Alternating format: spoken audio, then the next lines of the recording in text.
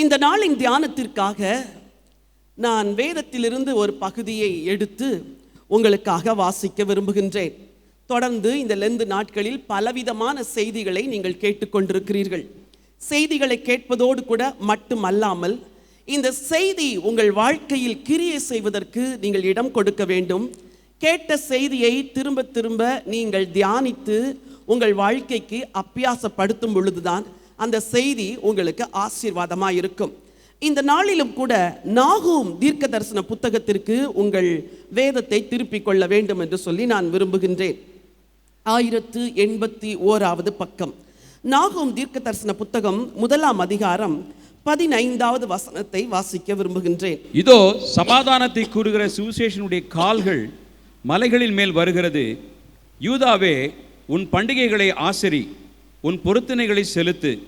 துஷ்டன் இனி உன் வழியாய் கடந்து வருவதில்லை, அவன் முழுவதும் சங்கரிக்கப்பட்டான். ஆண்டவர் தன்னுடைய தீர்க்கதரிசிகள் மூலமாய் பல செய்திகளை தேவனுடைய பிள்ளைகளுக்கு சொல்லி இருக்கிறார். இந்த நாகூம் தீர்க்க தரிசன புத்தகத்திலே மிக முக்கியமான ஒரு செய்தி சொல்லப்பட்டிருக்கிறது. இதோ சமாதானத்தை கூறுகிற சுவிசேஷனுடைய கால்கள் மலைகளின் மேல் வருகிறது. யூதாவே, உன் பண்டிகைகளை ஆசரி, உன் பொருத்தனைகளை செலுத்து. துஷ்டன் இனி உன் வழியாய் கடந்து வருவதில்லை, அவன் முழுவதும் சங்கரிக்கப்பட்டான். ஹல்லேலூயா சொல்லுங்க. துஷ்டன் என் வழியாய் கடந்து வருவதில்லை, அவன் முழுவதும் சங்கரிக்கப்பட்டான். இன்றைக்கு ஆண்டவர் உங்களோடு கூட பேசுகிற செய்தி, உங்கள் வாழ்க்கையை கிறிஸ்துவின் பாடுகளுக்குள் நீங்கள் வைத்து அதன் மூலமாய் எப்படி வெற்றி கொள்ள வேண்டும் என்ற ஒரு செய்தி தான். ஆண்டவர் இயேசுடைய பாடும் மரணமும் ஏதோ யோசித்து உணர்ச்சி வசப்பட்டு இயேசு இப்படி பாடுபட்டாரே, இப்படி மரித்தாரே என்று 2 கண்ணீர் சிந்திவிட்டு போவதற்கு அல்ல. You have to take the blessing for your personal life. உங்கள் தனிப்பட்ட வாழ்க்கைக்கென்று ஆண்டவர் இயேசுடைய பாடும் மரணமும் உயிர்த்தெழுதலும் எதை செய்ததோ அதை நீங்கள் எடுக்கும் பொழுதுதான் உங்கள் வாழ்க்கை சந்தோஷமாய் மாறும். யூதாவே, உன் பண்டிகைகளை ஆசரி, துஷ்டன் இனி உன் வழியாய் கடந்து வருவதில்லை, அவன் முழுவதும் சங்கரிக்கப்பட்டான் என்று சொன்னாரே. துஷ்டனாகிய பிசாசு, துஷ்டனாகிய சத்துரு, துஷ்டனாகிய அந்த சாத்தான் முழுவதுமாய் சிலுவையில் சங்கரிக்கப்பட்டான். அப்படி என்றால் தேவ ஜனங்கள் என்ன செய்ய வேண்டுமாம்? சந்தோஷமாய் பண்டிகைகளை ஆசரிக்க வேண்டுமாம். சரி, வேதத்திலே பலவிதமான பண்டிகைகளை குறித்து நாம் வாசிக்கின்றோம். நேற்றைய தினத்திலே 5 விதமான பலிகளையும் அந்த பலிகளால் உங்கள் வாழ்வில் என்ன ஆசீர்வாதம் என்பதை குறித்து உங்களோடு கூட நான் பேசினேன். இன்றைய தினத்திலே 7 விதமான பண்டிகைகளையும் அந்த பண்டிகைகள் எதை குறிக்கிறது என்றும் அந்த பண்டிகைகளினால் உங்களுக்கு என்ன நன்மை, உங்களுக்கு என்ன வெற்றி, நீங்கள் ஏன் அதை ஆசரிக்க வேண்டும் என்றும் உங்களோடு கூட நான் பேச விரும்புகின்றேன். இந்த 7 பண்டிகையை குறித்து நாம் தியானிக்கும் பொழுது அதில் 3 மிக முக்கிய செய்தி ஒவ்வொன்றிலும் வரும். ஒன்று, நினைவு கூறுதலுக்காக ஆண்டவர் பண்டிகையை ஆசரிக்க சொன்னார். உள்ளே போகும் பொழுது உங்களுக்கு புரியும். 2வது, எதிர்காலத்தில் நிறைவேறப் போகிற காரியத்திற்காக ஆண்டவர் பண்டிகையை ஆசரிக்க சொன்னார். 3வது, இன்றைக்கும் இந்த பண்டிகையை குறித்து படிக்கிற ஜனங்களுக்கு ஒரு நம்பிக்கை உண்டாகும்படி ஆண்டவர் பண்டிகையை ஆசரிக்க சொன்னார். நினைவு கூறுதலுக்காக, அதே நேரத்தில் எதிர்காலத்தில் என்ன நிறைவேறும் என்பதை நினைத்து விசுவாசிப்பதற்காக. 3வது, இதை நம்புகிற பிள்ளைகளுக்கு ஒரு நம்பிக்கையை கொடுப்பதற்காக. இந்த மாலை வேளை உங்களுக்கு ஒரு நம்பிக்கையின் மாலை வேளை. நீங்கள் நம்பிக்கை இழந்தவர்களாய் வந்திருக்கலாம், வாழ்க்கையில் உடைக்கப்பட்டவர்களாய் வந்திருக்கலாம், என்ன செய்வதென்று தெரியாமல் வந்திருக்கலாம். ஆனால் ஆண்டவர் உங்களுக்கு சொல்லுகிற ஒரு வார்த்தை, நீ பண்டிகையை ஆசரி, துஷ்டன் முழுவதும் சங்கரிக்கப்பட்டான், அவன் இனி உன்னிடத்தில் கடந்து வருவதில்லை. சரி, வேதத்தில் 7 விதமான பண்டிகைகளை குறித்து நாம் வாசிக்கின்றோம். பஸ்கா பண்டிகை என்பது 1வது பண்டிகை. புளிப்பில்லாத அப்ப பண்டிகை என்பது 2வது பண்டிகை. 3வதாக முதற்கனிகளை கர்த்தருக்கு செலுத்துகிற பண்டிகை 3வது பண்டிகை. வாரங்களின் பண்டிகை அல்லது பெந்தெகோஸ்தே பண்டிகை என்பது 4வது பண்டிகை. எக்கால பண்டிகை என்பது 5வது பண்டிகை. பாவ நிவர்த்தி டே ஆஃப் அட்டோன்மெண்ட் என்பது 6வது பண்டிகை. 7வது பண்டிகை கூடார பண்டிகை.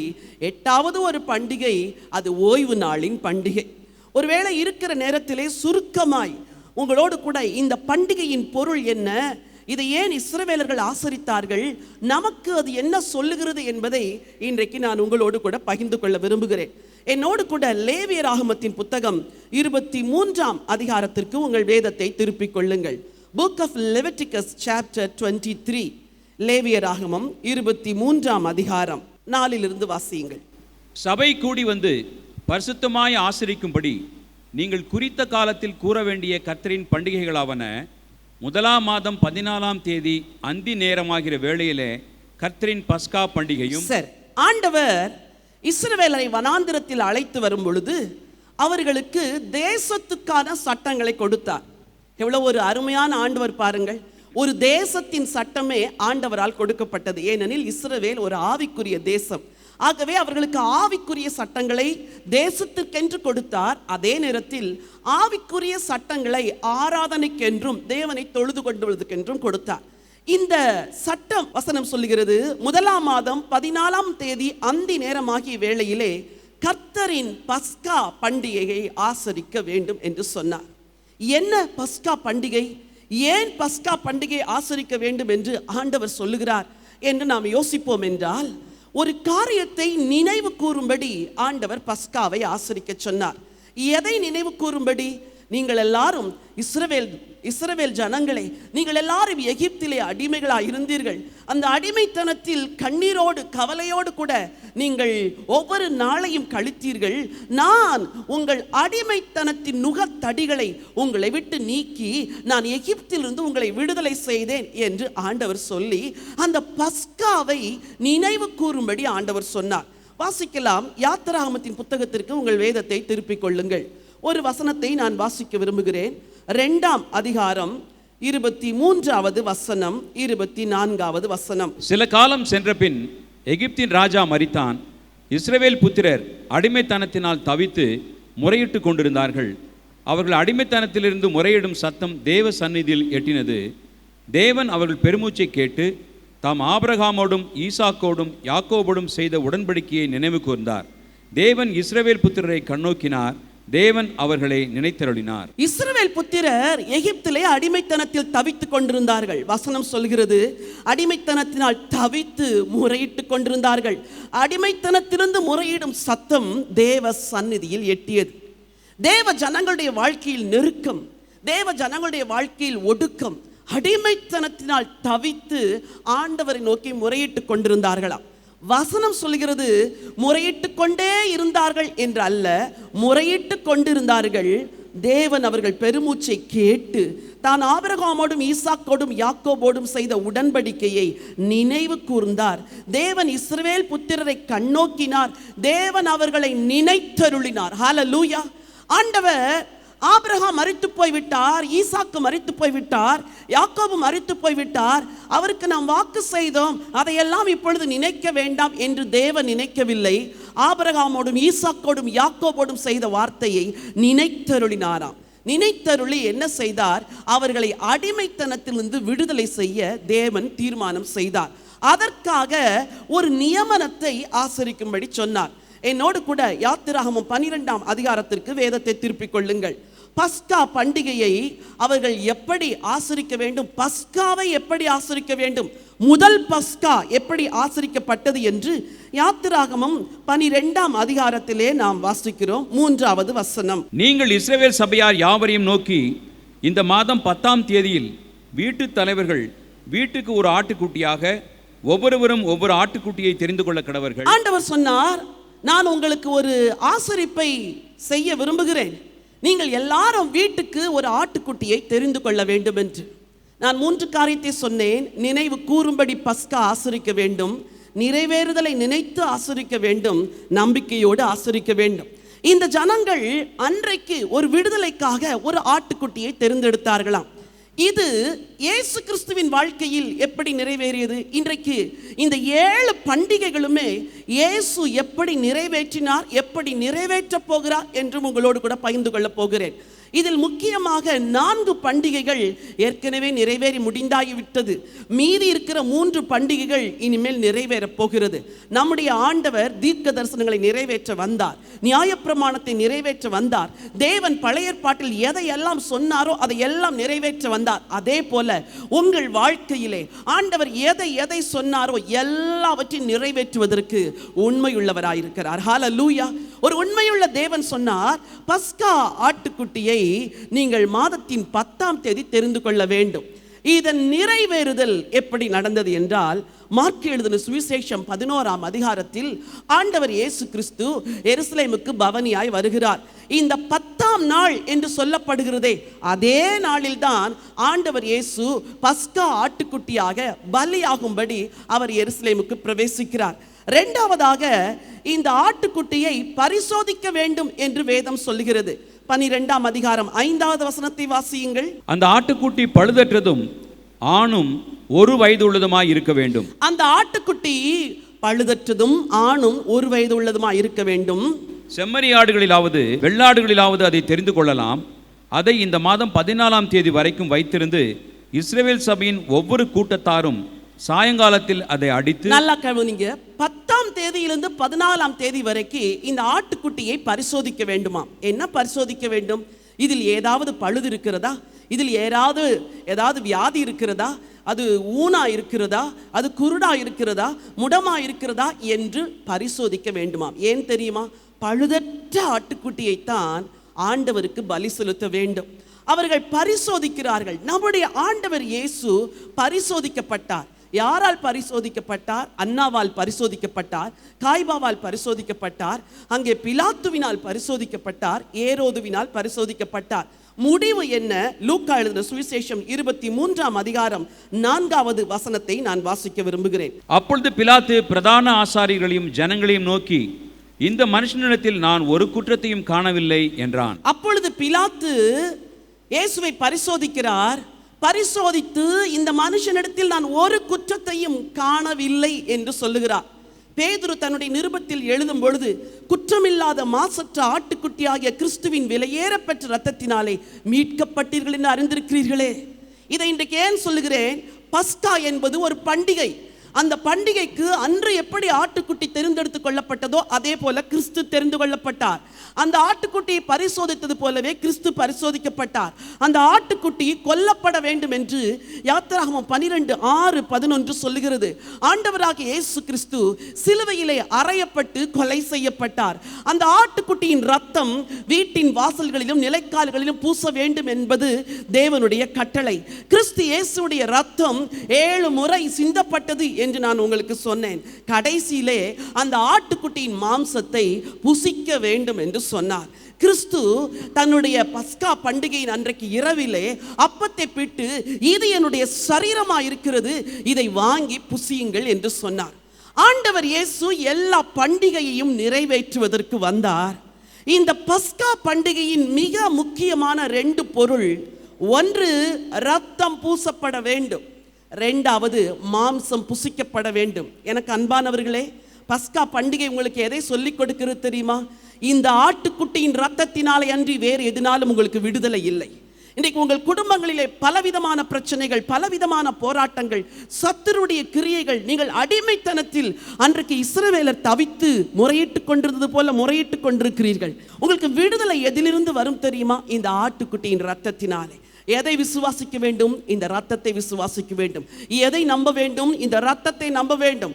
எதை உங்கள் வாயினாலே உச்சரிக்க வேண்டும்? இயேசுவே, உம்முடைய ரத்தம் அன்றைக்கு எப்படி இஸ்ரவேலரை அடிமைத்தனத்திலிருந்து விடுதலை செய்து கொண்டு வந்ததோ அதே போல இன்றைக்கு நான் இருக்கிற இந்த அடிமைத்தனத்தில் இருந்து இந்த ரத்தம் என்னை விடுதலை செய்ய வேண்டும். நான் விசுவாசிக்கிறேன், நான் உம்மை நம்புகிறேன், எனக்கு நீர் கொடுத்திருக்கிற நம்பிக்கைக்காக உமக்கு நன்றி என்று சொல்லி இந்த ஆட்டுக்குட்டியின் ரத்தத்தை விசுவாசிப்பீர்கள் என்றால் உங்கள் வாழ்க்கையிலே பெரிய மாற்றங்களையும் பெரிய விடுதலையும் காண்பீர்கள். பிரச்சனையோடு இருக்கிறீர்களா? போராட்டத்தோடு இருக்கிறீர்களா? செய்வினையில் சிக்கி கிடக்கிறேன் என்று சொல்லுகிறீர்களா? இனம் புரியவே இல்லை, அப்படிப்பட்ட பிரச்சனை என் குடும்பத்தில் இருக்கிறது என்று சொல்லுகிறீர்களா? நீங்கள் எல்லாரும் அன்றைக்கு நம்முடைய முற்பிதாக்கள் எகிப்தில் அடிமைத்தனத்தில் இருந்தது போலதான் கதறிக்கொண்டிருக்கிறீர்கள். ஆனால் விசுவாசத்தோடு நீங்கள் ஒரு காரியத்தை செய்வதற்கு இன்றைக்கு இரவு தீர்மானிக்க வேண்டும். அது என்ன தெரியுமா? இயேசுவின் ரத்தத்தை விசுவாசிக்க போகிறேன். இயேசுவின் ரத்தம் எனக்கு விடுதலை தரும் என்று நான் நம்ப போகிறேன். இயேசுவின் ரத்தம் எனக்கு விடுதலை தரும் என்று என் வாயை திறந்து நான் சொல்ல போகிறேன். நான் விட முடியாத பாவ பழக்கத்திலிருந்து இந்த இயேசுவின் ரத்தம் என்னை விடுதலை செய்யும், என்னை கழுவும் என்று நான் நம்புகிறேன். அதை நான் அறிக்கை செய்ய போகிறேன் என்று முதலாவது அந்த ரத்தத்தை விசுவாசிக்க வேண்டும். இரண்டாவது, அந்த மாம்சத்தை புசிக்க வேண்டும் என்று சொன்னார். புசித்தல் என்பது ஐக்கியத்திற்கு அடையாளம். நான் நேற்று தினத்தில் சொன்னது போல கிறிஸ்துவோடு உங்களுக்கு இருக்கிற ஐக்கியம்தான் உங்கள் வாழ்க்கையில் விடுதலையை கொண்டு வரும். தீவிரமாய் புசிக்க வேண்டும் என்று சொன்னார். அதில் எதையும் மீதியாக வைக்கக்கூடாது என்று சொன்னார். அதன் பொருள் என்ன? நீங்கள் தீவிரமாய் இன்றைக்கு ஒரு முடிவு எடுக்க வேண்டும். என்ன முடிவு தெரியுமா? கிறிஸ்து இல்லாத என் வாழ்வு இனிமேல் சபிக்கப்பட்ட வாழ்வு. இயேசுவோடு ஒரு நாளை துவங்கவில்லை என்றால் அந்த நாள் சபிக்கப்பட்ட ஒரு நாள். நீங்கள் கிறிஸ்தவர்களாக இருக்கலாம், ஆலயத்திற்கு வரலாம், பதவிகளை வகிக்கலாம், ஆனால் உங்களுக்கும் ஆண்டவருக்கும் தனிப்பட்ட உறவு இருக்கிறதே, அது ஒன்றுதான் உங்கள் வாழ்க்கையில் சந்தோஷத்தை கொண்டு வரும், உங்கள் வாழ்க்கையில் விடுதலையை கொண்டு வரும். கர்த்தரை இரட்சகராக என் 18 வயதிலே ஏற்றுக்கொண்டேன். திரும்பி பார்க்கிறேன், இத்தனை ஆண்டுகள் எவ்வளவோ ஊழியம் செய்திருக்கிறேன். ஆனால் என் மனதிற்கு நிறைவை தருகிறது எது தெரியுமா? என் ஆண்டவரோடு நான் செலவழிக்கிற தனிப்பட்ட நேரம். அவர் எனக்குள்ளே, நான் அவருக்குள்ளே, அவர் எனக்குள்ளிருந்து பேச, அவர் எனக்கு உணர்த்த, அவர் என்னை தைரியப்படுத்த, இந்த உறவு தான் என்னை வெற்றி வாழ்வுக்கு நேராய் ஒவ்வொரு நாளும் நடத்தி செல்கிறது. எனக்கு அன்பானவர்களே, 2 காரியம். இந்த இரத்தத்தினால் உங்களுக்கு விடுதலை உண்டு. இந்த மாம்சத்தை புசிக்கும்படி அவரோடு கொள்ளுகிறீர்களே ஐக்கியம், அந்த ஐக்கியத்திலே உங்களுக்கு ஒரு பெரிய ஜெயம் உண்டு. வாழ்க்கையில் ஏன் தோல்வி என்று கேட்டு உட்கார்ந்திருக்கிறீர்கள் அல்லவா? ஏன் இந்த பிரச்சனை? நான் ஆண்டவரை தானே சேவிக்கிறேன், ஆலயத்திற்கு செல்லுகிறேன் என்று சொல்லுகிறீர்களா? நீங்கள் இன்னும் ஆழமாய் அவரோடு கூட உள்ள ஐக்கியத்திற்குள் வர வேண்டும் என்பதே இந்த மாலை வேளையில உங்களை குறித்து சித்தம். நீ பண்டிகைகளை ஆசரி. துஷ்டன் இனி உன் வழியாய் கடந்து வருவதிலே அவன் முழுவதும் சங்கரிக்கப்பட்டான். அந்த பஸ்காவை ஆசரித்த நாளிலே எல்லா எகிப்தியர் வீட்டில் இருக்கிற தலைச்சன் பிள்ளைகள் எல்லாம் அன்றைக்கு மடிந்து போனார்களாம்.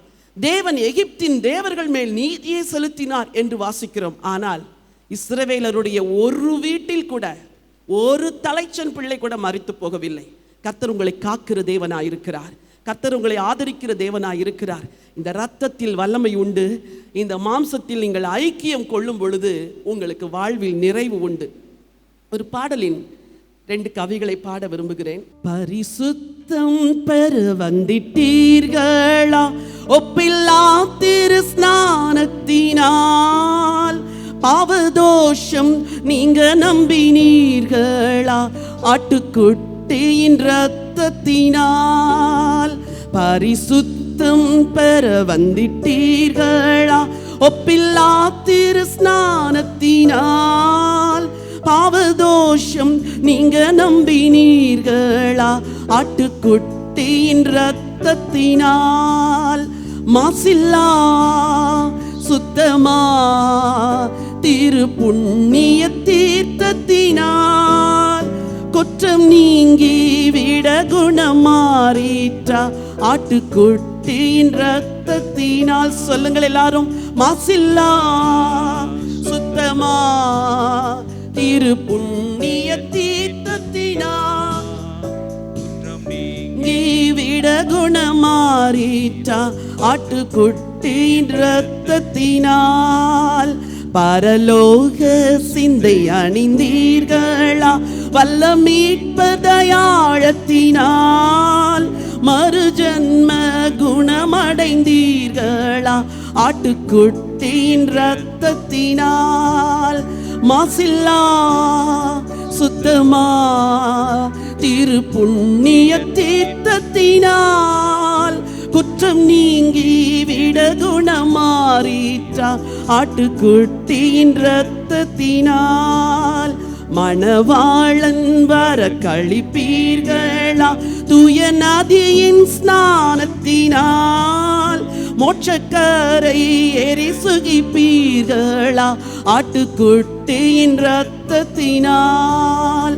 மாசில்லா சுத்தமா திரு புண்ணிய தீர்த்தத்தினால், குற்றம் நீங்கி விட குணமாறிற்றா, ஆட்டுக்குட்டியின் இரத்தத்தினால். குற்றம் நீங்கி விட குணமாறிட்டா ஆட்டுக்குட்டியின் இரத்தத்தினால்.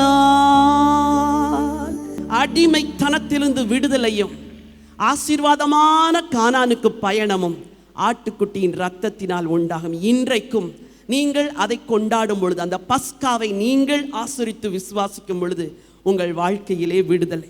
இரண்டாவதாக, இந்த வேத பகுதியிலே இன்னும் ஒரு பண்டிகை குறித்து நாம் வாசிக்கிறோம்.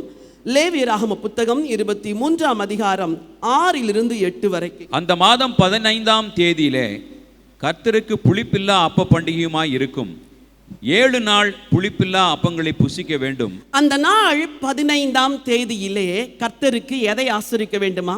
புளிப்பில்லாத அப்ப பண்டிகையை ஆசரிக்க வேண்டுமா? பஸ்கா பண்டிகை எதை குறிக்கிறது என்றால் இயேசு கிறிஸ்துவுடைய மரணத்தை குறிக்கிறது. இந்த புளிப்பில்லாத அப்ப பண்டிகை எதை குறிக்கிறது என்றால் ஆண்டவர் இயேசு கிறிஸ்துவின் அடக்கத்தை குறிக்கிறது. ஏன் அப்படி சொல்லுகிறேன்? ஒரு வசனத்தை நான் வாசிக்க விரும்புகிறேன். யாத்திராகமம் 12ஆம் அதிகாரம் 14வது வசனமும் 17வது வசனமும் வாசியுங்கள். அந்த நாள் உங்களுக்கு நினைவு கூறுதலான நாளாயிருக்க கடவுது.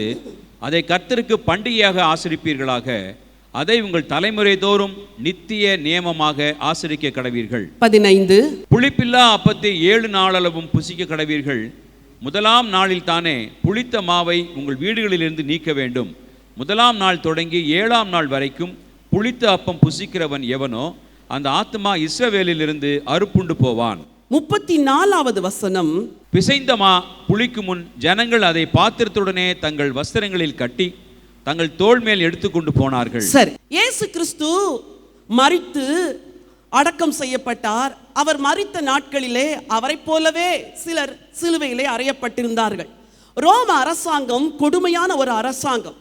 அவர்கள் கொடுக்கிற தண்டனைகள் எல்லாம் கொடுமையான தண்டனைகளாக இருக்கும்.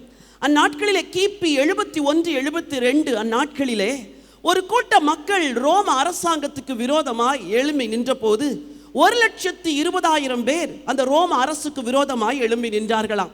எங்களை அடிமைத்தனத்திலிருந்து விடுதலை செய்ய வேண்டும், உங்கள் ஆட்சியிலே எங்களுக்கு நீதி கிடைக்கவில்லை என்று அவர்கள் புரட்சி செய்த பொழுது அதில் அநேகரை கொன்று குவித்தது ரோம அரசாங்கம். அதில் விசேஷமாய் 6,000 பேரை சிலுவையில் அடித்து 200 கிலோமீட்டர் தூரத்திற்கு வரிசையாய் சிலுவையில் அடித்து கொலை செய்தார்களாம். 6,000 பேரை. அதில் பலருடைய சரீரம் அந்த சிலுவையிலே விடப்பட்டு போயிற்றாம்.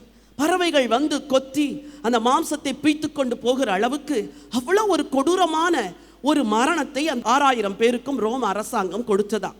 இதை வாசிக்கும் பொழுது நமக்கு என்ன தோன்றுகிறது? நம்முடைய ஆண்டவராகிய இயேசு கிறிஸ்துவுடைய சரீரம் அடக்கம் பண்ணப்பட்டு அது கெட்டு போவதற்கு முன்பதாக, டீகே ஆவதற்கு முன்பதாக தேவன் அவரை உயிரோடு எழுப்பினார். ஹல்லேலூயா. உங்கள் வாழ்க்கையில் கிறிஸ்துவின் மரணம் மட்டுமல்ல, அவருடைய அடக்கமும் உங்களுக்கு ஒரு பாடத்தை கற்பிக்கிறது. அப்போஸ்தலர் நடபடிகள் 2ஆம் அதிகாரம் 27-31 வாசிக்க விரும்புகின்றேன். என் ஆத்மாவை பாதாளத்தில் விடி, உம்முடைய பரிசுத்தர் அழிவை காண ஒட்டீர். இந்த இயேசுவை தேவன் எழுப்பினார், இதற்கு நாங்கள் எல்லாரும் சாட்சிகளாய் இருக்கிறோம். என் ஆத்மாவை பாதாளத்தில் விடீர், உம்முடைய பரிசுத்தர் அழிவை காண ஒட்டீர். அதே போல அப்போஸ்தலர் 13ஆம் அதிகாரம் 35ஆம் வசனத்தில் அன்றியும் உம்முடைய பரிசுத்தர் அழிவை காண ஒட்டீர் என்று வேறொரு சங்கீதத்தில் சொல்லி இருக்கிறது. தாவீது தன் காலத்திலே தேவனுடைய சித்தத்தின்படி அவருக்கு ஊழியம் செய்து நித்திரை அடைந்த பின்பு பிதாக்களிடத்தில் சேர்க்கப்பட்டு அழிவை கண்டான். வசனம் சொல்லுது, கிறிஸ்துவுடைய சரீரம் அழிவை காணவில்லை, அவர் அடக்கம் பண்ணப்பட்டார். அதே போல நீங்களும் நானும் இந்த கிறிஸ்துவை விசுவாசிக்கும் பொழுது நம்முடைய வாழ்விலே ஒரு அடக்கம் உண்டாகிறது. இந்த அடக்கம் எதை குறிக்கிறது தெரியுமா? நான் பாவத்திற்கு மரித்து நான் அடக்கம் பண்ணப்படுகிறேன். ஆகவேதான் ஒருவர் புதிதாய் ஆண்டவரை ஏற்றுக்கொள்ளும் பொழுது அவர்களை தண்ணீருக்குள் மூழ்க வைத்து எழும்பும் பொழுது என்ன சொல்லுகிறோம்? இந்த தண்ணீரில் நீ மூழ்கிறாயே, நீ கிறிஸ்துவோடு அடக்கம் பண்ணப்படுகிறாய், நீ எழும்புகிறாயே, நீ கிறிஸ்துவோடு இன்னொரு புது வாழ்வுக்கு எழும்புகிறாய் என்று சொல்லி அந்த அடக்கத்தை நினைவு கூறும்படிதான் இயேசுவை ஏற்றுக்கொண்டவர்களுக்கு நாம் ஞானஸ்தானம் கொடுக்கிறோம். இங்கே இந்த புளிப்பில்லாத அப்ப பண்டிகை அவருடைய மாம்சம் அழிவை காண்பது இல்லை என்று சொன்னதை போல அவருடைய அடக்கத்துக்கு அடையாளமாக இருக்கிறது. இருக்கிறது. இரண்டாவதாக, இந்த புளிப்பில்லாத அப்ப பண்டிகை உங்கள் வாழ்க்கையில் பரிசுத்தமாய் வாழ வேண்டும் என்பதற்கும் அடையாளமாய் இருக்கிறது. இஸ்ரவேலர் அவர்களை ஆண்டவர் விடுதலை செய்த பொழுது வேகமாய் அந்த மாவை பிசைந்து மா புளிப்பதற்கு முன்பதாக அவர்கள் கிளம்பினார்கள் என்று வாசிக்கிறோம். அன்றைக்கு ஒரு நாள் தான் அவர்கள் அதை சாப்பிட்டிருப்பார்கள்.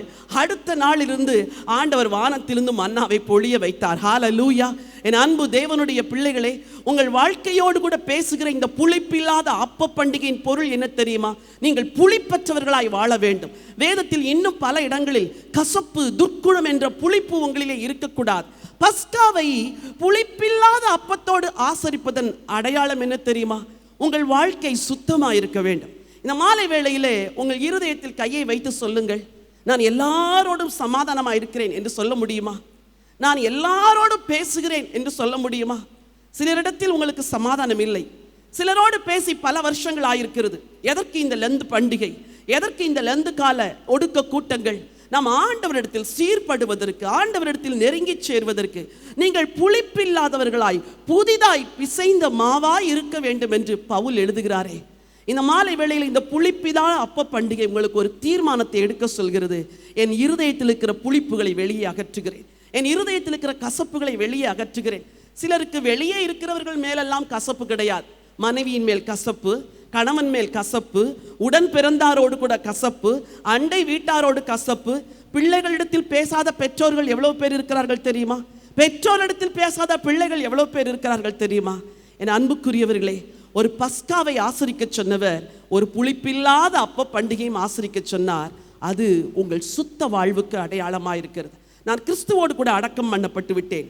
என் பழைய வாழ்வு இனிமேல் என்னில் தலை தூக்காது. என் பழைய பாவங்கள் என்னிலே தலை தூக்காது. இந்த மாற்றத்தை கிறிஸ்து உடனடியாய் தருகிறார்.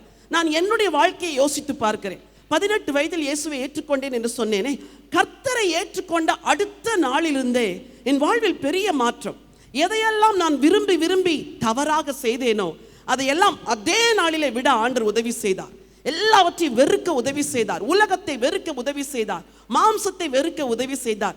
சில காரியங்களில் நான் தொடர்ந்தேர்ச்சியாகத்தான் ஜெயம் எடுத்தேன். ஆனால் அந்த வெறுப்பு இருக்கிறதே, ஐயோ இதையா நான் இவ்வளவு நாள் செய்தேன், இப்படிப்பட்ட வாழ்க்கையா நான் வாழ்ந்தேன் என்று என்னை வெறுக்க வைத்து புளிப்பில்லாத அப்பமா என்னை மாற்றினவர் என் கிறிஸ்து. ஹல்லேலூயா.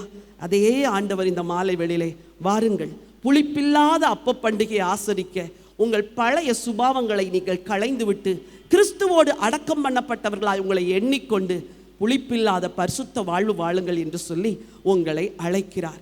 நினைக்க வேண்டியது புளிப்பதற்கு முன்பதாக கிளம்பிய தீவிரமான புறப்பாடு. இன்றைக்கு நான் தீர்க்க தரிசனமாய் சொல்லுகிறேன், உங்கள் வாழ்க்கையில் இருக்கிற சில கசப்புகளை நீங்கள் அகற்றிவிட்டால் சிலருடைய வாழ்க்கையில் ஆண்டவர் அருள் மாறிய ஆசீர்வாதத்தையும் தீவிரமாய் தருவார். புளிக்கு முன்னே கிளம்பினதை போல உங்கள் வாழ்க்கையில் சில தீவிரமான விடுதலையை ஆண்டவர் சீக்கிரத்தில் தருவார். புளிப்புகளை அகற்றி விடுங்கள். மூன்றாவது பண்டிகை இதே லேவியராகமம் 23ஆம் அதிகாரத்தில் 10வது வசனத்திலிருந்து 14வது வசனம் வரைக்கும் இருக்கிறது. வாசிக்க விரும்புகிறேன். நீ இஸ்ரவேல் புத்திரரோடே சொல்ல வேண்டியது என்னவென்றால், நான் உங்களுக்கு கொடுக்கும் தேசத்தில் நீங்கள் போய் சேர்ந்து அதன் வேளாண்மையை அறுக்கும் போது உங்கள் அறுப்பின் முதற் பலனாகிய ஒரு கதிர்க்கட்டை ஆசாரியனிடத்தில் கொண்டு வர கடவீர்கள். உங்களுக்காக அது அங்கீகரிக்கப்படும்படி ஆசாரியன் அந்த கதிர்க்கட்டை ஓய்வு நாளுக்கு மறுநாளில் கர்த்தருடைய சந்நிதியில் அசைவாட்ட வேண்டும். சரி, மூன்றாவது ஒரு பண்டிகை, அதற்கு பெயர் முதற்கனியின் பண்டிகை, ஃபீஸ்ட் ஆஃப் ஃபர்ஸ்ட் பார்ன், அதாவது முதல் கனியின் பண்டிகை என்று அந்த பண்டிகைக்கு பெயர். அந்த பண்டிகையை எப்படி ஆசரிக்க வேண்டும் என்றும் ஆண்டவர் சொல்லியிருக்கிறார். இது எதற்கு அடையாளமாய் இருக்கிறது என்றால் கிறிஸ்துவின் உயிர்த்தெழுதலுக்கு அடையாளமாய் இருக்கிறது. அந்நாட்களிலே இஸ்ரவேலர்கள் அவர்கள் வனாந்திரத்தில் 40 ஆண்டுகள் பயணப்பட்டார்களே, அந்த 40 ஆண்டுகளும் அவர்களுக்கு வானத்திலிருந்து மன்னா பொழிந்தது. அடுத்த நாள் வைக்கக்கூடாதுன்னு சொன்னார். ஏன்? அடுத்த நாள் புளிச்சிடும். அந்த புளிப்பில்லாத வாழ்வு வாழ வேண்டும் என்று 40 வருஷமும் ஒவ்வொரு நாளும் புளிப்பில்லாத அப்பத்தை அவர்களுக்கு கொடுத்தார். 40 ஆண்டுகள் முடிந்து அவர்கள் கானானுக்குள் பிரவேசிக்கிறார்கள்.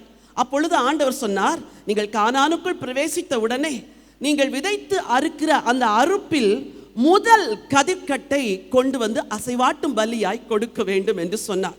ஏன் ஆண்டவர் அப்படி சொன்னார்? அன்றைக்கு மட்டுமல்ல, நித்திய நித்தியமாய் நீங்கள் அதை செய்ய வேண்டும். ஒருவேளை இஸ்ரவேலரின் பிள்ளைகள் கேட்கிறார்களாம், அப்பா எதற்காக நாம் ஒவ்வொரு முறையும் வயலில் அறுத்த முதல் கதிர்க்கட்டை ஆண்டவருக்கு கொண்டு போய் கொடுக்கிறோம் என்றால், தகப்பன் பிள்ளைகளுக்கு சொல்லியிருப்பார், மகனே 40 வருஷம் வனாந்திரத்தில் வானத்திலிருந்து பெய்த மன்னாவினால் தான் நாம் பிழைத்தோம்.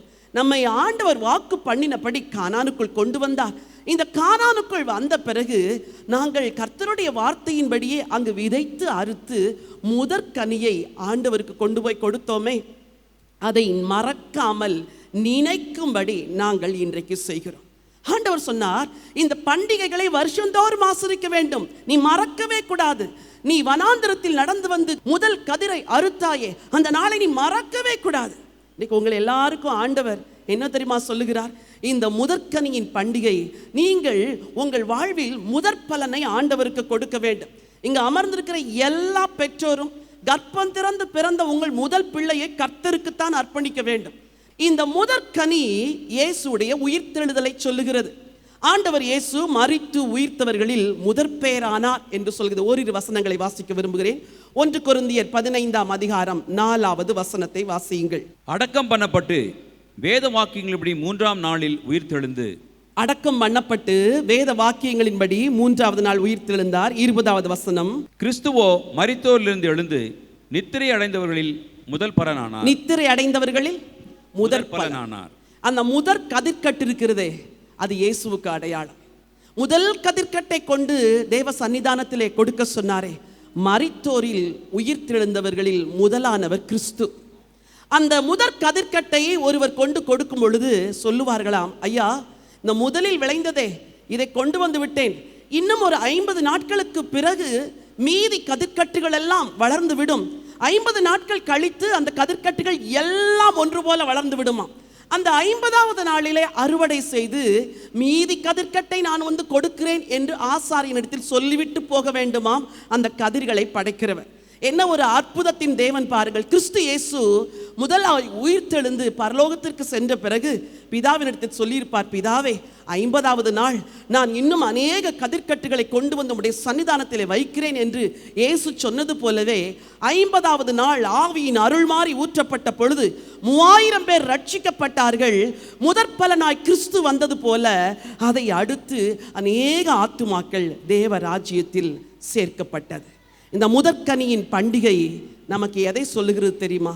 இயேசு உயிர்த்தெழுந்தது போலவே நானும் உயிர்த்தெழுவேன். இந்த முதற்கனியின் பண்டிகை நமக்கு எதை கற்றுக் கொடுக்கிறது? கிறிஸ்து முதற்பலனானவர். அதை அடுத்து அநேக ஆத்துமாக்கள் தேவ ராஜ்யத்தில் சேரும்படி அவர் தன்னை ஒப்பு கொடுத்தது போல நானும் ஆத்தும ஆதாயம் செய்வதற்கு என்னை ஒப்பு கொடுப்பேன். இதுதான் இன்றைக்கு நீங்கள் எடுக்க வேண்டிய தீர்மானம். உயிர்த்தெழுதலின் நம்பிக்கை உங்களுக்கு வேண்டும். மரணத்தை குறித்து ஒருவரும் பயப்படக்கூடாது. மரணம் வந்துவிடுமோ என்று எவருமே கலங்கக்கூடாது. ஒரு கிறிஸ்து உயிர்த்தெழுந்தது போலவே உங்களுக்கும் உயிர்த்தெழுதல் உண்டு. ஆகவேதான் முதற்கனியின் பண்டிகையை கொண்டாடும்படி சொன்னார். ஹல்லேலூயா. ஒரு பாடலை பாட விரும்புகிறேன்.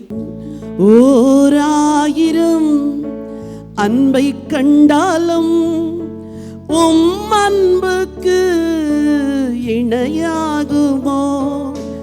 1 கோடி ஸ்நேகம் வந்தாலும் உம் ஸ்நேகத்துக்கு இணையாகுமோ? ஓர் 1000 அன்பை கண்டாலும் உம் அன்புக்கு இணையாகுமோ? 1 கோடி ஸ்நேகம் வந்தாலும் உம் ஸ்நேகத்துக்கு இணையாகுமோ? இயேசுவே என் நேசரே, உம் அன்புக்காகவே உயிர் வாழ்கிறேன். ஓர் 1000 அன்பை கண்டாலும் உம் அன்புக்கு இணையாகுமோ? முதலும் முடிவும் மானவரே, முழுவதுமாய் என்னை அறிந்தவரே, இதுவரை நடத்தி வந்தவரே, இனியும் நடத்த வல்லவர்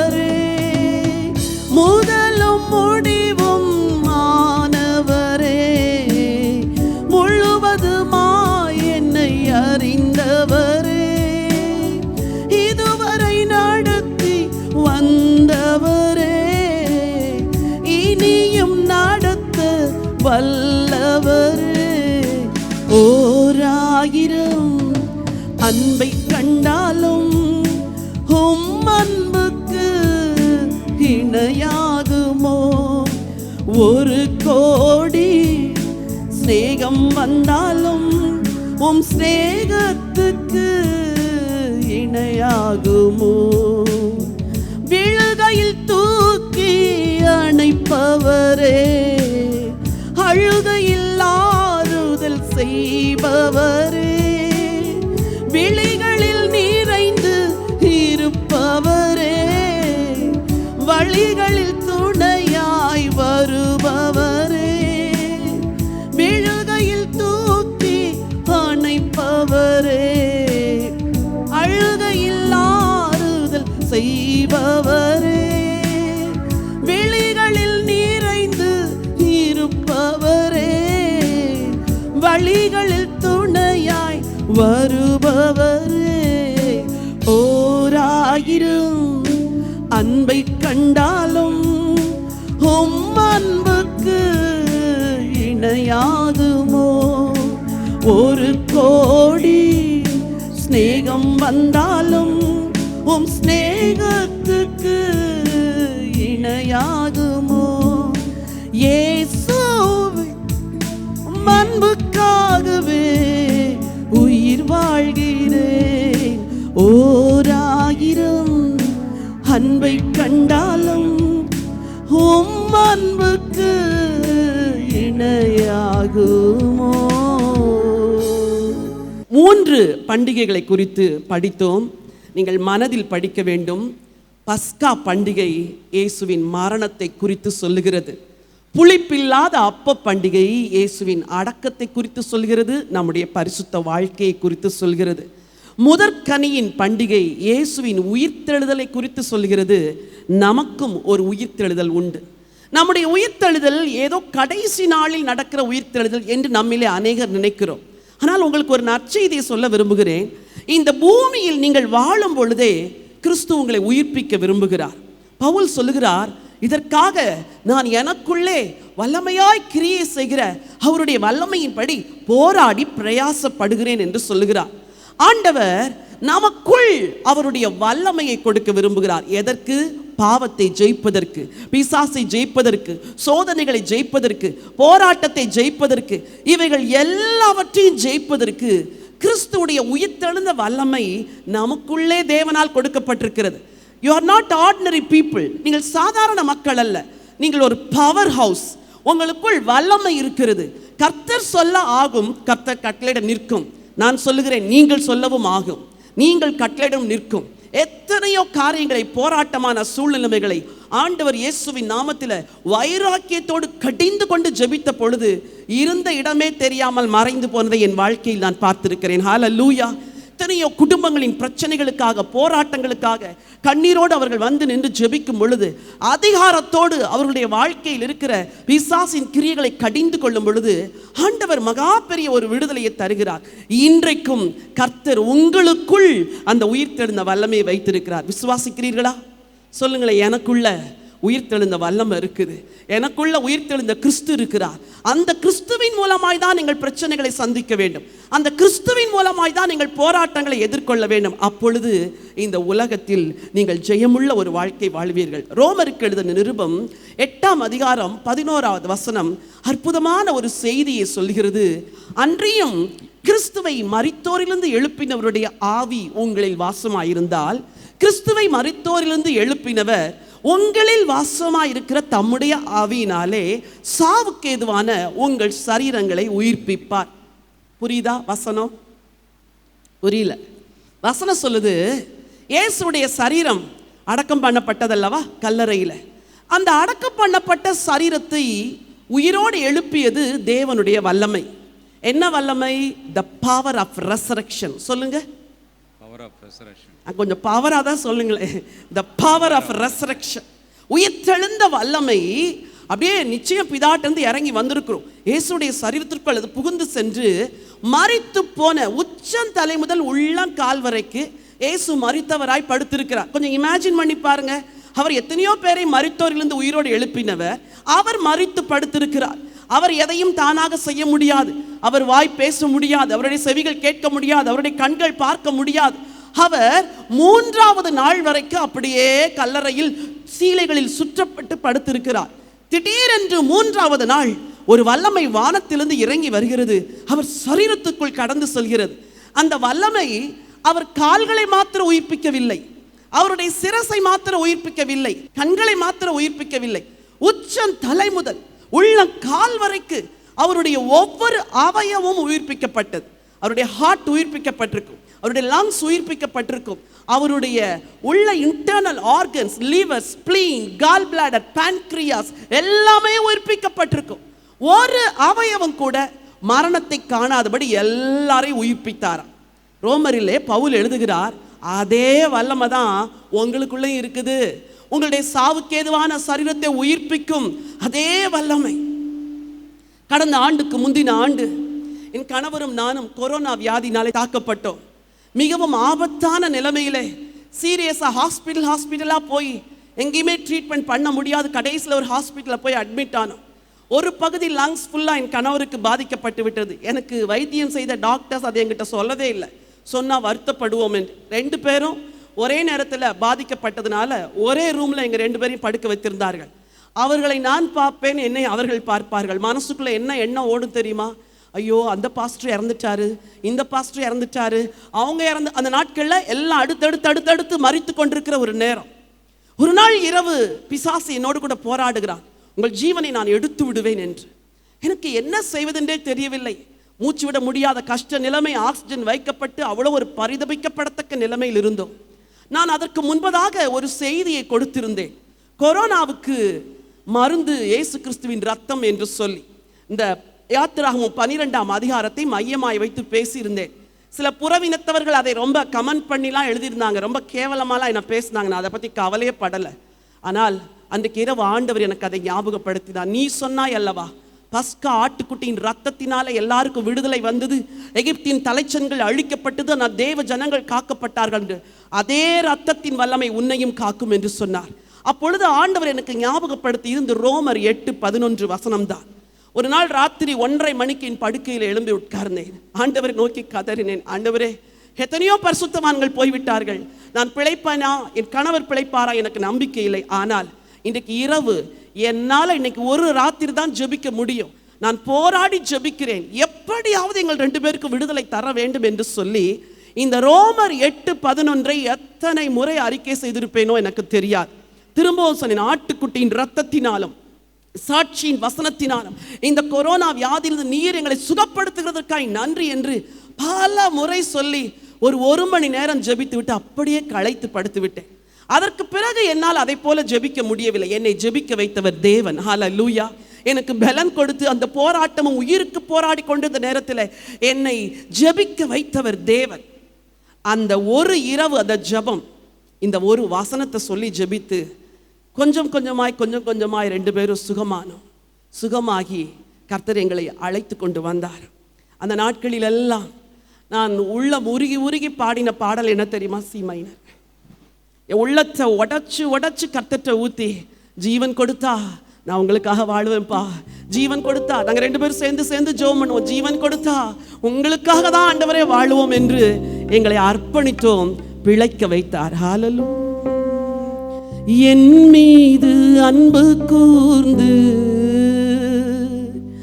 பலியானீர் சிலுவையிலே, எனக்காய் இரத்தம் சிந்தி கழுவினீர் குற்றம் நீங்க. என் மீது அன்பு கூர்ந்து பலியானீர் சிலுவையிலே, எனக்காய் இரத்தம் சிந்தி கழுவினீர் குற்றம் நீங்க. பிரித்தெடுத்தீர் பிறக்கும் முன்னால் உமக்கென்று வாழ்ந்திட, பிரித்தெடுத்தீர் பிறக்கும் முன்னால் உமக்கென்று வாழ்ந்திட. ஆரா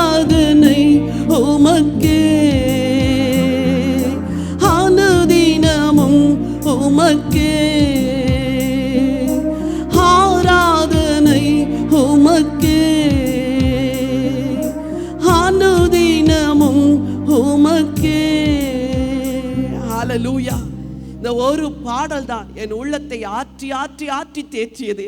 என் மீது அன்பு கூர்ந்து எனக்காக சிலுவையில் ரத்தம் சிந்தினீர் ஐயா, எனக்காய் ஜீவனை கொடுத்தீர். உம்முடைய ஜீவன் எனக்குள் இருக்கிறது, நான் பிழைப்பேன் ஆண்டவரே சொல்லி சொல்லி பிழைத்து ஜெயித்து மீண்டும் வாழ்வு பெற ஆண்டவர் உதவி செய்தார். ஹல்லேலூயா.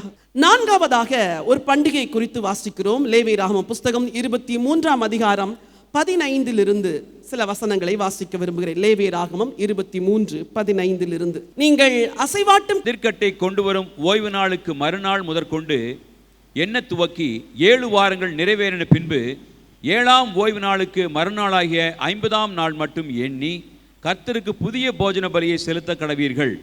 நீங்கள் ஒரு மரக்காலிலே 10 பங்காகிய மெல்லிய மாவிலே புளிப்பாக பாகம் பண்ணப்பட்ட அசைவாட்டும் காணிக்கையாய் இருக்கிற 2 அப்பங்களை உங்கள் வாசஸ்தலங்களிலிருந்து கர்த்தருக்கென்று முதற் பலனாக கொண்டு வந்து. சரி, வசனம் 15 சொல்லுகிறது, நீங்கள் அசைவாட்டும் கதிர்க்கட்டை கொண்டு வரும் ஓய்வு நாளுக்கு மறுநாள் முதற்கொண்டு எண்ண துவங்கி 7 வாரங்கள் எண்ணின பின்பு, அதாவது முதற்கனியின் பண்டிகையை கொண்டாடி அதன் பிறகு 7 வாரங்களை எண்ண வேண்டுமாம். 7 × 7 49. So the 50th day நீங்கள் வாரங்களின் பண்டிகை என்ற ஒரு பண்டிகையை கொண்டாட வேண்டும் என்று ஆண்டவர் சொன்னார். எல்லாம் நினைவு கூறும்படி. நீங்க கேட்கலாம், அந்த பண்டிகையை என்ன நினைவு கூறுதலுக்காக இதை ஆசரிக்க சொன்னார்? அதற்கு இன்னொரு பெயர் பெந்தகோஸ்தே பண்டிகை. இந்த பண்டிகையை ஏன் கொண்டாட வேண்டும் என்று சொன்னார் என்றால், அந்த பெந்தகோஸ்தே நாளைக்கு அன்றுதான் மோசே ஆண்டவரிடத்திலிருந்து பிரமாணங்களை வாங்கி கொண்டு வந்தார். சீனாய் மலையிலே தேவனுடைய பிரசன்ன மகிமையாய் இறங்கி இருக்கிறது. அந்த பிரசனத்திற்குள் மக்களெல்லாம் போக முடியவில்லை. மோசே பிரமாணத்தை வாங்கி கொண்டு வருகிறார். அவர் வாங்கி கொண்டு வருவதற்குள் கீழே ஆரோன் ஜனங்களை எல்லாம் பாவம் செய்ய பண்ணிவிட்டான். மோசேக்கு கோபம் வருகிறது, கற்பலகைகளை உடைத்து போடுகிறார். ஆண்டவர் கொடுத்த வார்த்தை, ஆனால் மோசையினால் அதை காப்பாற்ற முடியவில்லை, உடைத்து விட்டார். ஆண்டவர் வார்த்தையை கொடுத்துவிட்டு கீழே வருவதற்கு முன்பதாக மக்கள் எல்லாம் தவறு செய்து விட்டார்கள். இந்த பண்டிகையை ஆண்டவர் ஏன் நினைவு கூற சொன்னார் தெரியுமா?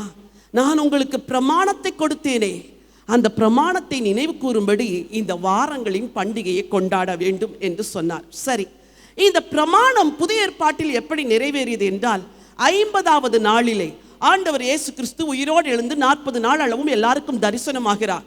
10 நாள் மேல் வீட்டிலே காத்திருக்கும்படி சொல்லுகிறார். 50வது நாளிலே வானம் திறந்து பரிசுத்தாவின் அருள் மாறி ஊற்றப்படுகிறது. பழைய ஏற்பாட்டிலே பிரமாணத்தை கைக்கொள்ள முடியாமல் மோசே உடைத்து போட்டார்.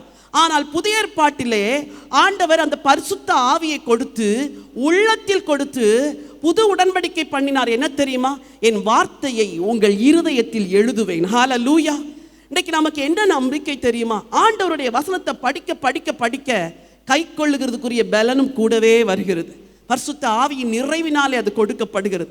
அன்றைக்கு சீனாய் மலையிலே பிரமாணம் கொடுக்கப்பட்டது, உடைத்து போட்டார்கள். ஆனால் அன்றைக்கு மேல் வீட்டிலே அபிஷேகம் கொடுக்கப்பட்டது. அந்த ஆவியானவர் உள்ளத்திற்குள் வந்து, இனிமேல் சத்திய ஆவியாகிய நானே உங்களை சத்தியத்துக்குள் நடத்துவேன் என்று சொன்னார். கர்த்தருடைய ஆவியானவர் எங்கேயோ அங்கே விடுதலை உண்டு என்ற வசனத்தின்படி இனிமேல் நான் உங்கள் மேல் இறங்கி வந்து விட்டபடினால் உங்கள் வாழ்வு விடுதலையின் வாழ்வா இருக்கும் என்று சொன்னார். ஆவியின் அபிஷேகம் தான் உங்களை பலப்படுத்துகிறது. எதற்கு? ஆண்டவருடைய வசனத்தை கை கொள்வதற்கு. இன்னைக்கு அநேகருக்கு என்ன பிரச்சனை? கை கொள்ளணும்னு நினைக்கிறேன், ஆனா முடியல. வசனத்தை வாசிக்கிறேன், கீழ்ப்படிய முடியல. Without holy spirit you cannot obey the word of God. ஆவியானுடைய பலத்தோடு தான் நீங்க அதை நிறைவேற்ற முடியும். அந்த பிரமாணத்தை கொடுத்தேனே மறந்துடாதீங்க. அந்த பிரமாணத்தை கொடுத்தேனே மறந்துடாதீங்க. நான் இறங்கி வந்தேனே அதை மறந்துடாதீங்க. மறந்து விடாமல் இருப்பதற்குத்தான் இந்த பெந்தெகோஸ்தே பண்டிகையை ஆண்டவர் கொண்டாட சொன்னார். அன்றைக்கு பெந்தெகோஸ்தே பண்டிகையின் அந்த நாளிலே ஆண்டவருடைய பிரமாணம் இறங்கி வந்த போது கீழே மக்கள் எல்லாம் அதை கைக்கொள்ள முடியாமல் போனார்களே. 3000 பேர் அன்றைக்கு செத்து போனார்களாம். ஆனால் புதிய ஏற்பாட்டிலே ஆவியின் அருள் மாறி ஊற்றப்பட்ட பொழுது முதலாவது 3000 பேர் ரட்சிக்கப்பட்டார்கள். ஆண்டவர் எவ்வளவு அழகாக எல்லாவற்றையும் முன்னடையாளமாய் சொல்லி கொண்டாடுங்கள் என்று சொன்னார். எனக்கு அன்பானவர்களே, இந்த பெந்தெகோஸ்தே பண்டிகை உங்களுக்கு என்ன செய்தியை சொல்லுகிறது தெரியுமா? ஆவியானவரின் நிறைவில்லாமல் உங்களால் ஜெயமுள்ள வாழ்வு வாழ முடியாது. இயேசு ஏன் ஜீவனை கொடுத்தார்? இயேசு போய் ஏன் தேற்றரவாளனை அனுப்புகிறேன் என்று சொன்னார்? அவர் சொன்னதெல்லாம் பொய்யா? இன்றைக்கு எல்லா தென்னிந்திய திருச்சபைகளிலும் ஆண்டவர் அருள்மாரியை ஊற்றிக் கொண்டிருக்கிறார். என் ஆசை, இந்த சபையில் இருக்கிற வாலிபர்கள் எல்லாரும் ஆவியின் நிறைவிலே நிரம்ப வேண்டும். ஒரு 10 வருஷம் கழிச்சு நீங்க எங்களெல்லாம் பிரசங்கம் பண்ண கூப்பிடக்கூடாது. இந்த சர்ச்சில் இருக்கிற வாலிபர்களே வந்து நின்று என்ன செய்யணும்? மேலே கன்வென்ஷன்ல பேசணும். ஆண்டவர் அப்படியெல்லாம் நம்ம பிள்ளைங்களை உருவாக்கணும்னு நேற்று ராத்திரி நான் ஜெபித்திருக்கிறேன். நேற்று அன்றைக்கு நாங்கள் எல்லாரும் சேர்ந்து ஜெபிக்கும் பொழுது அதையெல்லாம் ஆண்டவரிடத்தில் சொல்லி ஜெபித்தோம். ஆண்டவரே, அப்படிப்பட்ட ஒரு எழுப்புதலை கொடுக்க வேண்டும் ஆண்டவரே. சும்மா கிறிஸ்தவ மார்க்கம் என்பது ஏதோ ஒரு சாதாரணமாய் வாழுகிற மார்க்கம் அல்ல, வல்லமையோடு வாழுகிற மார்க்கம். ஹல்லேலூயா. பெந்தெகோஸ்தே பண்டிகை, உனக்கும் அந்த ஆவியானவரின் துணை உண்டு, உனக்கும் அந்த ஆவியானவர் வழிநடத்தல் உண்டு, உன்னையும் அந்த ஆவியானவர் போதித்து நடத்துவார், உனக்குள் இருந்து அவர் பேசுவார், உனக்குள் இருந்து உன்னை நடத்துவார், உன்னை பலப்படுத்துவார். இதை சொல்லதான் பெந்தெகோஸ்தே பண்டிகை. சரி, 5வது ஒரு பண்டிகையை குறித்து லேவியராகமம் 23-24 வசனத்திலே நாம் வாசிக்கலாம். நீ இஸ்ரவேல் புத்திரரோடே சொல்ல வேண்டியது என்னவென்றால், உங்களுக்கு 7ஆம் மாதம் 1ஆம் தேதி எக்கால சத்தத்தால் ஞாபகக்குறியாக கொண்டாடுகிற பண்டிகை என்கிற சபை கூடும் பரிசுத்த ஓய்வு நாளாய் இருப்பதாக. சரி, 5வது பண்டிகை எக்கால பண்டிகை என்று சொன்னார். நான் சொன்னேன் 4 பண்டிகைகள் ஏற்கனவே அதன் நிறைவேறுதல் முடிந்து விட்டது என்று. மீதி இருக்கிற 3 பண்டிகைகள் நிறைவேறுதல் இனிமேல் வரப்போகிறது. நாம் அதை எதிர்நோக்கி இருக்கிறோம், அதற்காய் ஏங்குகிறோம், அதற்காய் காத்திருக்கிறோம், அதற்காய் ஆயத்தப்பட வேண்டும். எக்கால பண்டிகையை கொண்டாடும்படி சொன்னார். ஏன் எக்கால பண்டிகை? அன்றைக்கு சீனாய் மலையிலே ஆண்டவர் இறங்கி வந்து, அவருடைய பிரசன்னத்தோடு கூட இறங்கி வந்து மக்களுக்கு பிரமாணத்தை சொல்லும் பொழுது ஜனங்கள் அவரை நெருங்கி சேர பயந்தார்கள். ஐயோ மோசே, நாங்கள் மேலே ஏறி வரமாட்டோம், நாங்கள் ஆண்டவருடைய சத்தத்தை கேட்க மாட்டோம், நீர் போய் கர்த்தரை சந்தித்து கர்த்தர் என்ன சொல்கிறார் என்பதை எங்களுக்கு கேட்டு சொல்லும் என்று கர்த்தரிடத்தில் நெருங்கி சேர பயந்தார்கள். ஆனால் இந்த எக்கால பண்டிகையின் எதிர்கால நிறைவேறுதல் என்ன தெரியுமா? இயேசு கிறிஸ்துவுடைய ரகசிய வருகை. ஹல்லேலூயா. ஆண்டவர் இயேசு வரும்பொழுது எக்கால சத்தம் கேட்கப்படும். அப்பொழுது நாம் எல்லாரும் அவரோடு கூட பரலோகத்தில் எடுத்துக்கொள்ளப்படுவோம் என்று வேதம் சொல்கிறது. நேரம் இல்லாதபடி நான் சுருக்கமாய் இந்த செய்தியை நான் முடிக்க விரும்புகிறேன். ஆண்டவர் எக்கால பண்டிகையை நிறைவேறுதலை இனிமேல் தான் நம்முடைய வாழ்க்கையில் வைத்திருக்கிறார். இன்றைக்கு உங்களுக்கு நான் சொல்லுகிற செய்தி, இந்த உலகத்தில் ஏதோ பிறந்தோம், வாழ்ந்தோம், ஒரு நாள் விதி வந்து சாவோம் என்பதற்காக நீங்கள் ஒருவரும் பிறக்கவில்லை. ஒரு நாள் எக்கால சத்தம் கேட்கும். அந்த ஆண்டவரை சந்திக்க நீங்கள் ஆயத்தமா? உங்களுக்கு ஒவ்வொரு நாளும் ஒரு ஆயத்தத்தின் நாள் என்று நீங்கள் நினைக்கிறீர்களா? மனிதனுக்கு மரணம் என்று வருகிறதே என்று தெரியவில்லை. கடந்த வாரத்தில் ஒரு குடும்பத்தில் திடீரென்று சொன்னார்கள், நல்லா இருந்தாருமா, சாப்பிட்டுட்டு அப்படி எழும்பினாரு, அப்படி சாஞ்சிட்டாருன்னு சொன்னார். எனக்கு அது ரொம்ப மனசுக்கு கஷ்டமா இருந்துச்சு. நான் ஆண்டவரே, நல்லா கொஞ்சம் வயது, சாப்பிட்டுட்டு எழும்பினாரு, அப்படியே சோஃபால சாஞ்சாரு, மறிச்சிட்டாரு. யாருடைய முடிவு என்றைக்கு வருமோ தெரியாது. ஏதோ இன்னும் 100 வருஷம் உலகத்தில் இருக்கிற மாதிரி உலகத்துக்காகவே வாழாதீங்க. வாழ்ந்தால் கிறிஸ்துவுக்காக வாழ வேண்டும், வாழ்ந்தால் நித்தியத்திற்காக வாழ வேண்டும். இவ்வளவு பலிகளையும் இவ்வளவு பண்டிகைகளையும் சொல்லி அதையெல்லாம் நிறைவேற்றி கொண்டு வருகிற ஆண்டவர் அந்த எக்கால பண்டிகையும் ஒரு நாள் நிறைவேற்றுவாரே. எக்கால பண்டிகைக்கு ரோஷ் ஹஷானா என்பது எபிரேய பெயர். அதிலே ஆண்டவர் வரும்பொழுது எக்கால சத்தம் வருமா, எக்கால சத்தத்தோடு ஆண்டவர் வருவாராம். அதற்கு முன்பதாக பரிசுத்த ஆவியானவர் வரும்பொழுது கூட எக்கால சத்தத்தோடு கூட தான் வந்தார். பழைய ஏற்பாட்டில் தேவன் இறங்கும் பொழுது எக்கால சத்தத்தோடு இறங்கினார். புதிய ஏற்பாட்டில் ஆவியானவர் இறங்கும் பொழுது எக்கால சத்தத்தோடு இறங்கினார். கிறிஸ்து வரும்பொழுதும் எக்கால சத்தத்தோடு வருவார். Are you ready for the coming of the lord? ஆண்டவருடைய வருகைக்கு ஆயத்தமா இருக்கிறீங்களா?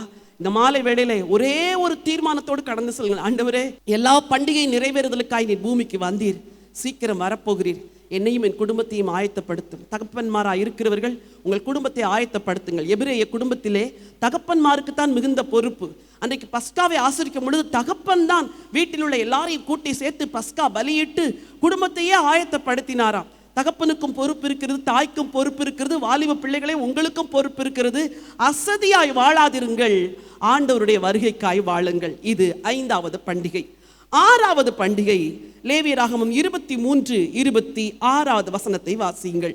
இன்னும் கர்த்தர் மோசேயை நோக்கி, அந்த 7ஆம் மாதம் 10ஆம் தேதி உங்களுக்கு பாவ நிவர்த்தி செய்யும் நாளும் சபை கூடும் பரிசுத்த நாளுமாய் இருப்பதாக.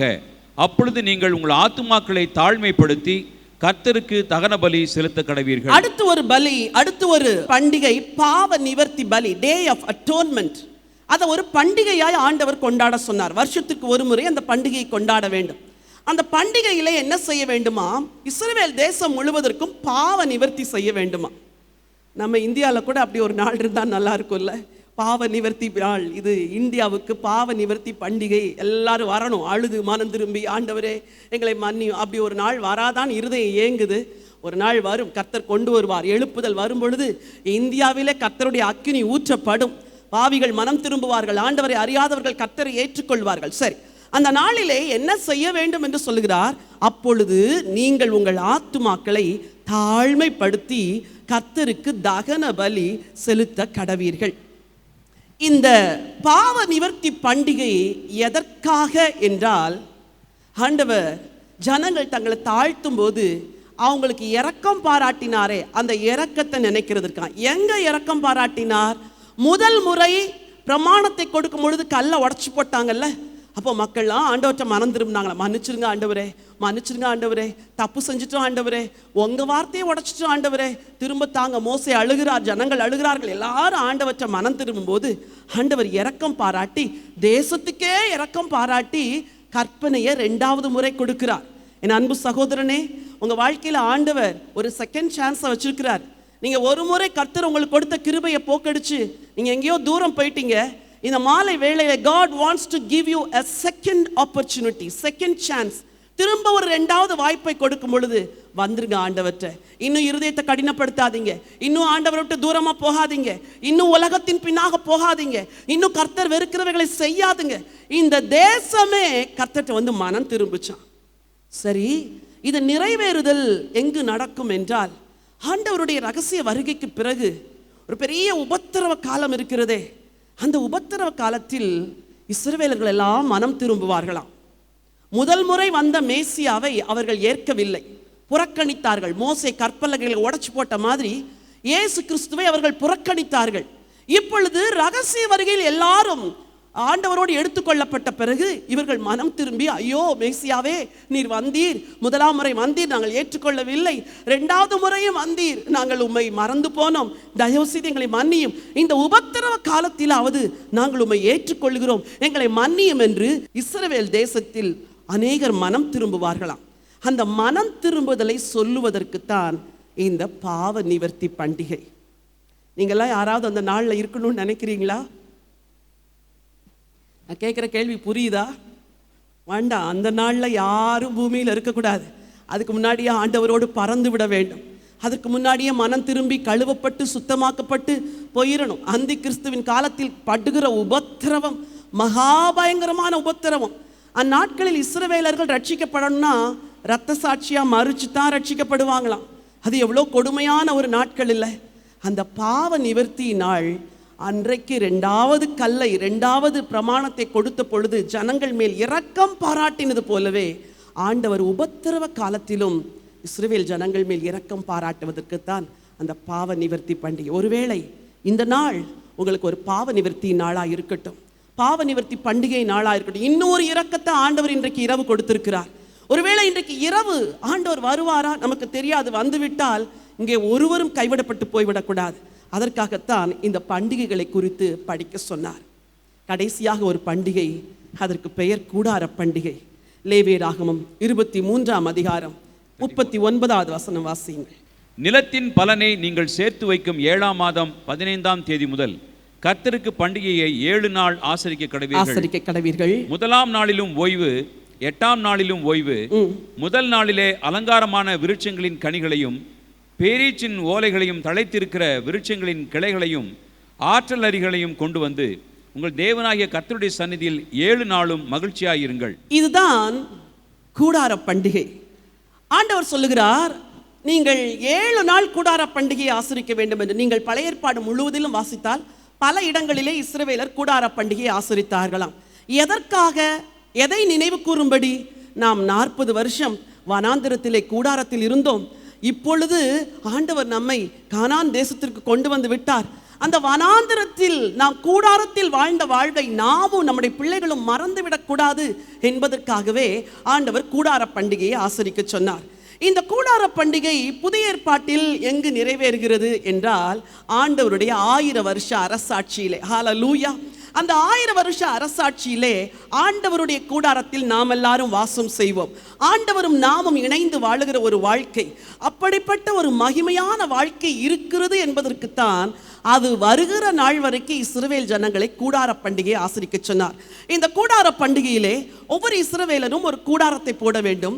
அந்த கூடாரத்தின் 3 பகுதிகள் மறைக்கப்பட்டிருக்க வேண்டும், முன்பகுதி திறக்கப்பட்டிருக்க வேண்டும். அந்த கூடாரத்திற்கு மேலே அலரி செடிகளின் ஓலைகளை கொண்டு வந்து மேலே போட்டிருப்பார்கள். அது ஃபுல்லி கவர்டா இருக்காது, அங்கே ஓட்டை இருக்கும். அந்த கூடாரத்திலே அந்த குடும்பத்தார் எல்லாரும் 7 நாட்கள் தங்கி இருப்பார்கள், அதை அலங்கரிப்பார்கள். இரவு வேளையிலே அந்த கூடாரத்தில் படுத்திருக்கும் பொழுது அந்த ஹோல்ஸ் வழியா வானம் எல்லாம் திறக்குமா. அப்பொழுது ஒவ்வொரு இஸ்ரவேலனும் சொல்லுவார்கள், ஆண்டவரே, இந்த பூமியின் வாழ்க்கை நிரந்தரமில்லாத ஒரு வாழ்க்கை, நாங்கள் இப்படி வானத்தை ஆகாயத்தை பார்த்து கொண்டிருக்கிறோமே, இதை போல ஒரு நிரந்தரமில்லாத ஒரு உலகத்தில் தான் வாழுகிறோம், ஒரு நாள் உம்மை நாங்கள் வந்து சந்திப்போம் என்று சொல்லி ஒவ்வொரு நாளும் அந்த கூடாரத்தில் படுத்திருக்கும் பொழுது நித்திய வாழ்க்கையை, பரலோக ராஜ்யத்தை யோசிப்பார்களாம்.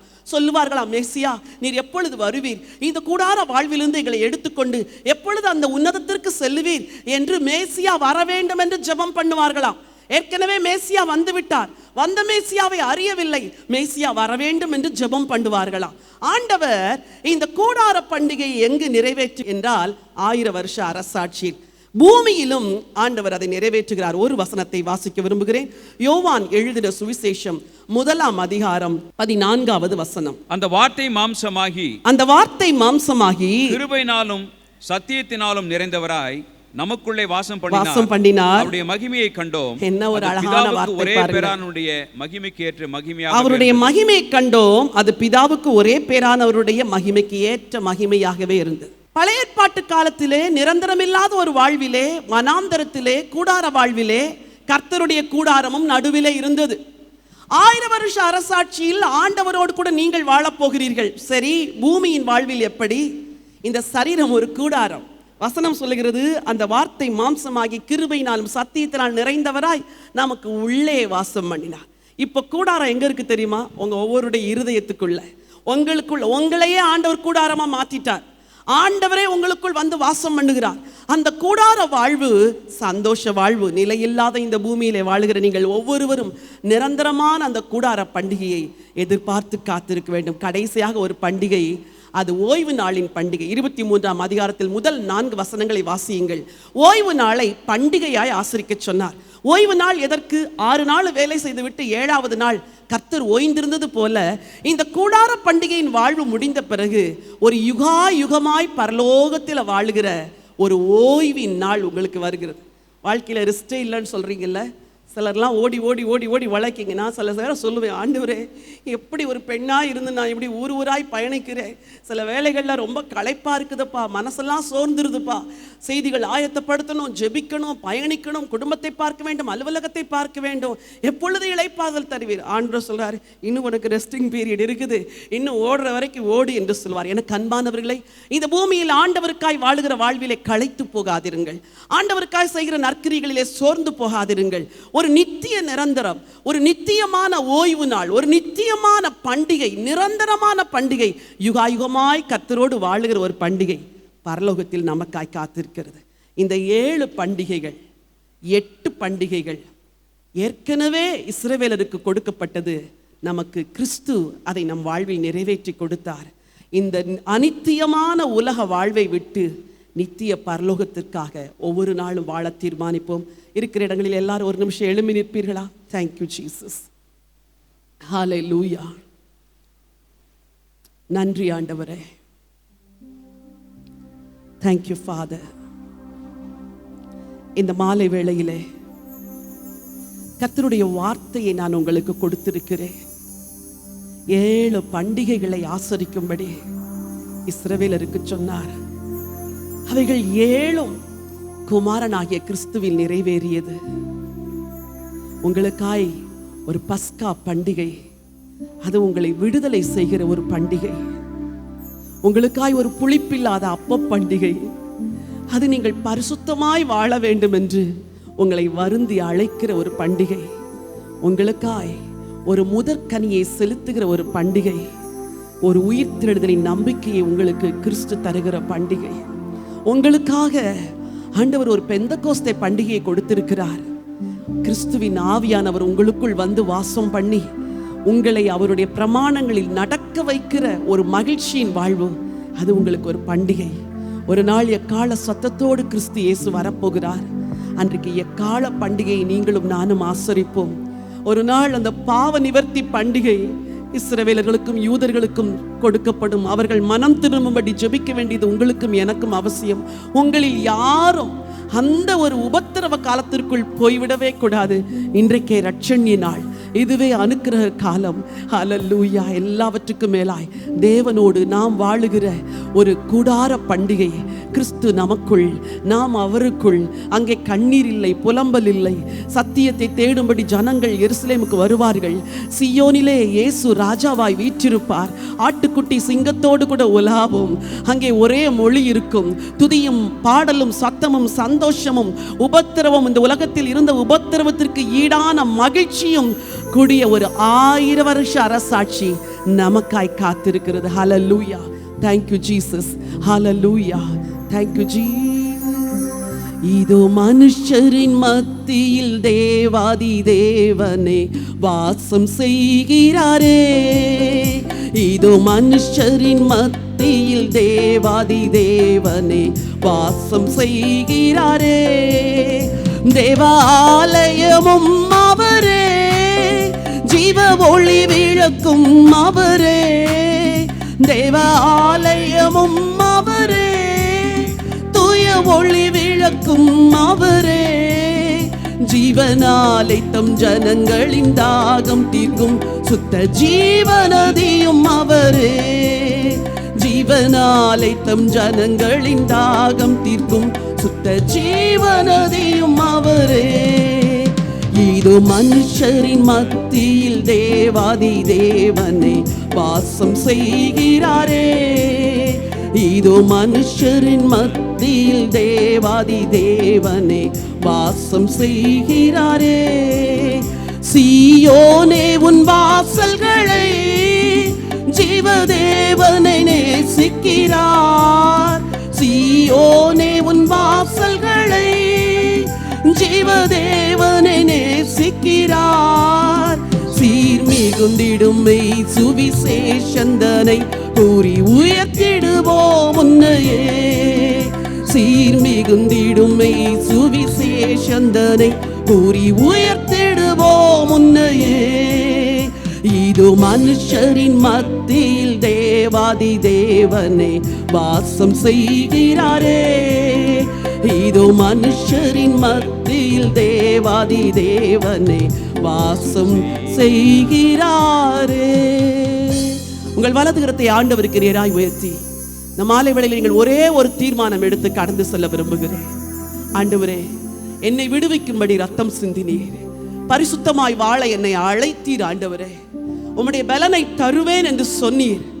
உமக்காய் இந்த பூமியிலே நிரந்தரமில்லாத இந்த உலகத்தில் வாழ்ந்து நித்திய கூடாரம் வருவதற்கு நான் என்னை அர்ப்பணம் செய்கிறேன் என்று சொல்வீர்களா? உங்க வாயை திறந்து ஒரே ஒரு வார்த்தை சொல்லுங்க. இயேசு ராஜாவின் நாமத்தினாலே உம்முடைய பிள்ளைகளுடைய வாழ்க்கையில் அந்த நித்தியமான கூடாரத்திற்கு வருவதற்கு கரம் பிடித்து நீர் அழைத்து செல்லுங்கப்பா. இந்த மாலை வேளையில கண்ணீரோடும் பாரத்தோடும் பிரச்சனைகளோடும் போராட்டத்தோடு வந்த உம்முடைய ஜனங்களுக்காய் ஜெபம் செய்கிறேன். அவருடைய வாழ்க்கையிலே கர்த்தரால் உண்டாகிற விடுதலை, அன்றைக்கு எகிப்திலிருந்து உம்முடைய ஜனத்தை விடுதலை செய்தீரே, அதே விடுதலை இந்த ராத்திரியில வரட்டும். ஆண்டவரே, நிம்மதி இல்லாமல் வந்தவர்களுக்கு நிம்மதி உண்டாகட்டும். குடும்பத்தில் இருக்கிற போராட்டத்தினால் சோர்ந்து போய் வந்தவர்களுக்கு இந்த ஆட்டுக்குட்டி அவனுடைய ரத்தம் விடுதலை செய்வதாக. என் ஜனத்தின் உபத்திரவத்தை பார்க்கவே பார்த்தேன் என்று சொன்னீரே, உம்முடைய ஜனங்களை விடுதலை செய்யுங்க.